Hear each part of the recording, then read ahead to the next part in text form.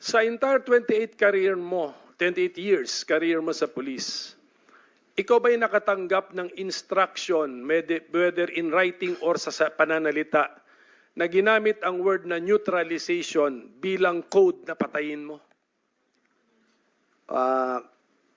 Sa pagtanda ko, Your Honor, Mr. Chair, wala akong specific na sabihan na i-neutralize. Huli ay yung arrest, marami. Kaya nga, okay. So, ikaw ba'y nasabihan na arrest pero code word yun na patayin mo?